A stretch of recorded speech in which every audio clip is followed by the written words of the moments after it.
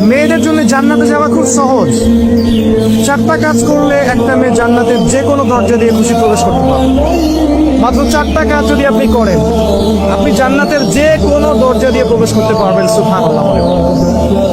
1 number 5 ওয়াক্ত নামাজ, 2 number Ramadan মাসে রোজা সওম, 3 নাম্বার লজ্জাস্থানের হেফাজত মানে খাস পর্দা, আর 4 নাম্বার স্বামীর আনুগত্য, অর্থাৎ স্বামীর ভালো কাজে আপনি আনুগত্য করবেন। এই 4টা কাজ যদি কোনো নারী করতে পারি, আমার মা আমার বোন আপনাদেরকে বলছি, কালকে আমাদের মাঠে আপনি জান্নাতের যে কোনো দরজা দিয়ে ইচ্ছা প্রবেশ করতে পারবেন। মানুষের সাথে খুব বেশি মেলামেশা করতে যান, একটু কম মেলামেশা করো, একটু দূরত্বে থাকো, তোমাকে মানুষ ভালোবাসবে।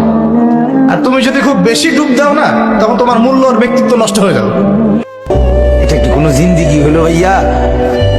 কখনোই আল্লাহকে ডাকতে মন চায় না, এক বেলা নামাজ পড়তেও মন চায় না, কোনোদিন ফজরের নামাজ পড়তে মন চায় না, কোনোদিনও আল্লাহকে ডাকতে মন চায় না। আয় হায় হায়, এটা কি কোনো মানুষের জীবন হইলো ভাইয়া? রাস্তার কুত্তার দিকে একবার তাকাইয়া দেখো, তোমার মাঝে আর তার মাঝে কোনো পার্থক্য দেখো। বিশ্বাস করেন, এই দুনিয়া এটা তো একটা মায়াজাল, এটা কোনোদিন আপনাকে তৃপ্ত বানাবে না, শেষ হইতে দিবে না। এই দুনিয়া কোনোদিন আপনারে গুছাইতে দিবে না। আপনি 60 বছর না 600 বছরও যদি দুনিয়া কেউ সাজায়, এরপরও মৃত্যুর দিন দেখা যাবে সংসারে প্রয়োজনীয় অনেক কিছু বাকি আছে, রয়ে গেছে। এই জন্য আমি অনুরোধ করছি, আমি এটা সব সময় বলার চেষ্টা করি, মুসলমান হিসাবে আমাদের উচিত আমার রসুলের 23 বছরের কলিজা ছেঁড়া। কত মানুষ পঙ্গু হয়ে পড়ে আছে, ওই অবস্থায় আল্লাহর ইবাদত করতেছে।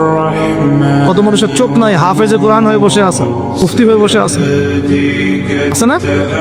এই নিয়ামতের কথা স্মরণ করেন, আল্লাহ পাকের নিয়ামত গুলো স্মরণ করেন, বোঝার চেষ্টা করেন, খালি উপলব্ধি করেন যে আল্লাহ পাকের কত নিয়ামতে আপনি আছেন, আর কিছু লাগে। আর আল্লাহ পাক অনেক কিছু মাফ করে দেন, কিছু কিছু বিষয় আল্লাহ পাক মোটেই পছন্দ করেন।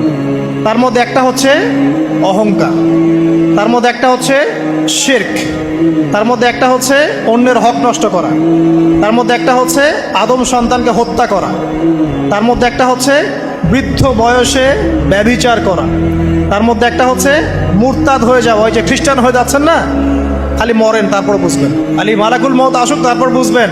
আল্লাহ রাব্বুল আলামিন বলছেন তার রাসূলের মাধ্যমে, কেউ যদি সাক্ষ্য দেয় আল্লাহ ছাড়া কোনো মাবুদ নাই, মুহাম্মদ সাল্লাল্লাহু আলাইহি ওয়াসাল্লাম শেষ নবী, ঈসা ইবনে মারইয়াম আল্লাহর প্রেরিত নবী, আল্লাহর পুত্র নন, জান্নাত সত্য এবং জাহান্নাম সত্য, এই 5টা বিষয় যদি কেউ সাক্ষ্য দেয়, ইনশাআল্লাহ সে জান্নাতে যাবে, তার আমল যেমনই হোক না কেন।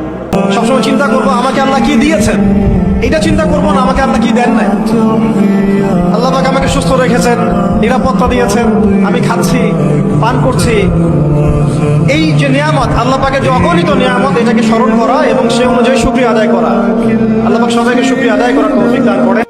আল্লাহ ওয়াদা দিছে এখানে, আল খাবিসাতু লিল খাবিসিন ওয়াল খাবিসুনা লিল খাবিসাত। এই যুবক শোনো, আল্লাহ বলছে যেই যুবকের চরিত্রহীন, যেই যুবক নারী, ছবি, অশ্লীল, জিনা, ব্যভিচার, নিজের হাতকে নিজের লজ্জাস্থানে নাপাক কাজে ব্যবহার করছে, এই অসভ্য দুশ্চরিত্র লম্পট, আল্লাহ ওয়াদা দিছে নাফরমান, মনে রাখিস তোর বউও মিলবে এমন খবিস। কারোর চেহারা অসৌন্দর্য বা চেহারা কাটিং ভালো না, বা গায়ের রংটা হয়তো শ্যামলা বা কালো, এই কারণে কাউকে যদি তাচ্ছিল্য করা হয়, তাকে যদি অপমানকর কথা বলা হয়, মন খারাপ হওয়ার মতো কথা বলা হয়, সেটা যদি খোদ বাবা মাও বলেন, তাহলে এই বাবা মা আল্লাহর কাছে পাপিষ্ঠ এবং অপরাধী হিসেবে বিবেচিত হবে, এবং কিয়ামতের ময়দানে বিচার হবে। আমরা কিন্তু আমাদের মূল্য বুঝি না, যে আমরা কত উন্নত সৃষ্টি, আল্লাহ পাকের কত প্রিয়, আল্লাহ কত ভালোবেসে মহব্বতের সাথে আমাদেরকে সৃষ্টি করেছে, আমরা কিন্তু আমাদের মূল্য বুঝি না।